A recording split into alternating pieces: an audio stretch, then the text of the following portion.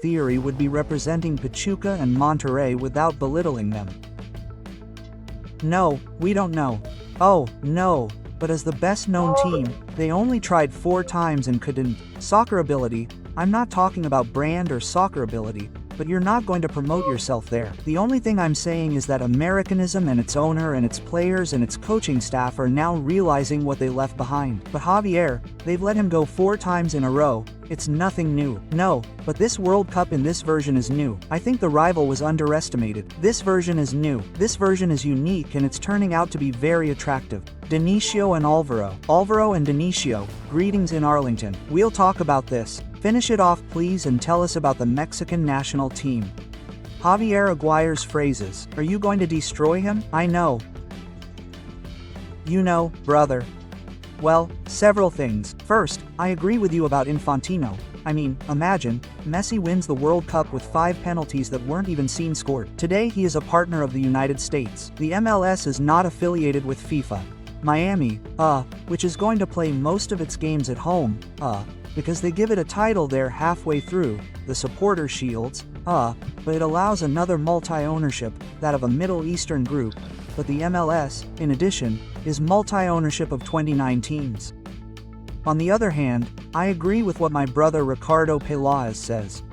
Paco had it saved for me and how good that he's charging me. If I said that America was going to win, but I agree with Ricardo. How the hell do you make changes on a defensive corner kick? No.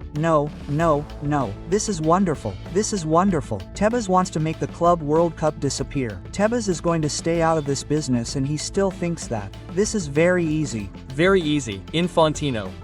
Lack more cynicism, impudence, being more Machiavellian, more malice and ambition. How about Infantino? Oh, and say direct award. Direct goes America. The best ranked player in CONCACAF is America. Okay, that's it. They missed Fifantino there. Just kidding. No. Who? Fifantino. Okay. Just kidding. No. No. Let's see. Since we're talking about Infantino being a genius, he's better than Joseph Blatter and them together. Yes, so, I was surprised that it wasn't like that. But anyway, let's see what happened in Monterrey. The tie. Let's see. Understanding, of course. That Inter was playing the Champions League final 17 days ago, that they rested for a while, they gave their players a few days off who aren't complete. Inter's problem. Well, Torin, that changes. We start the video by first talking about the departures that are completely shaking up the Eagles' nest. Because, fellow Americanists, after that painful elimination against LAFC that cost us the Club World Cup and the dramatic loss in the Clausura final against Monterrey, it was more than obvious that important heads were going to roll in Cuapa and that Santiago Baños would have to make drastic decisions. Brian Rodriguez officially became persona non grata after his reckless and completely out-of-place statements about the negotiations with Inter Miami. The Uruguayan made the serious and unforgivable mistake of publicly airing private conversations, something that in a club of the historical magnitude of America is simply not tolerated under any circumstances. Inter Miami's interest is real. We've been talking about this for a few weeks. I spoke with Luis Suarez about the club and it was an honor to speak with him. He declared as if he had already completely left the nest. Santiago Baños and González Iñárritu are fed up with this unprofessional attitude and this total lack of respect for the institution that has given him everything. The real economic problem is that we paid $6 million for him in 2022 to LAFC and now we want to recover at least $8,000 so as not to lose money in the operation. But with these public media antics, he is systematically devaluing his own market price. The Brazilian Vasco da Gama came to offer a salary of just $70,000 per month. A real pittance for what he originally cost us. Inter Miami's urgency comes from the new format of the Club World Cup, where FIFA authorized a special transfer window from June 1st to 10 for participating teams to strengthen their squads. Honestly, His departure is the best thing that can happen for the locker room, because this type of toxic and disloyal behavior has absolutely no place in our America of tradition and greatness. Continuing with the farewells that hurt considerably less in the soul of America, Diego Valdez already has everything perfectly arranged to leave permanently for Vélez Sarsfield in Argentina. And although he was an important part of the historic three-time championship we achieved, his cycle had clearly come to a natural end. The Chilean performed decently during his stay, but he never managed to be the truly decisive and differential figure that we expected given the millionaire level of investment made in him from the beginning. His departure frees up significant salary space and allows us to look for a replacement who better adapts to Andre Jardini's tactical system. The most pathetic and shameful situation of all is that of Nestor Araujo, who is still officially registered with the squad only because his contract expires on June 30th and the board does not want to pay costly early termination clauses since that passive and regrettable marking against Ángel Sepúlveda in the CONCA Champions League that painfully eliminated us.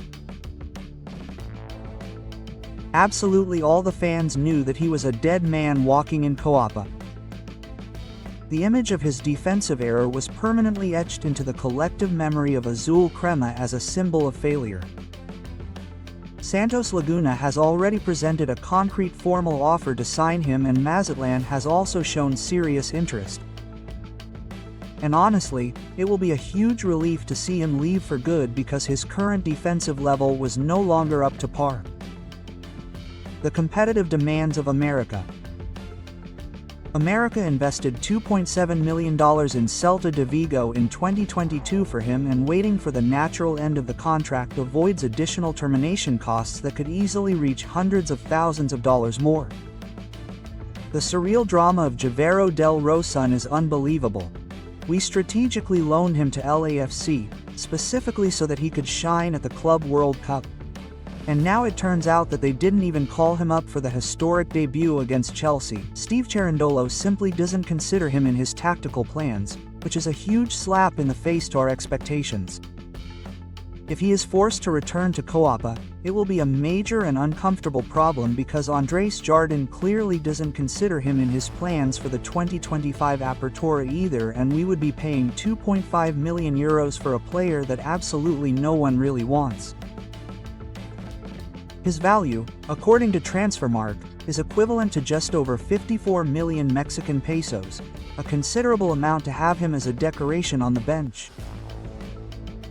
Moving on to the arrivals that finally give us real hope and reasons to get excited, the unexpected renewal of Jonathan Dos Santos was genuinely the first big positive news of this transfer window. The youngest of the Dos Santos brothers categorically demonstrated that he still has plenty of fuel in the tank, and his invaluable experience is essential for a squad that desperately needs mature leadership and tactical knowledge. Seeing him return to training on time with the first group officially confirms that he will continue to be an absolutely key piece in our midfield for at least 6 more months. His technical quality remains intact and his vision of the game could be decisive. At crucial moments in the tournament, Kevin Castaneda from Club Tijuana appears as the most realistic and sensible candidate to adequately replace Diego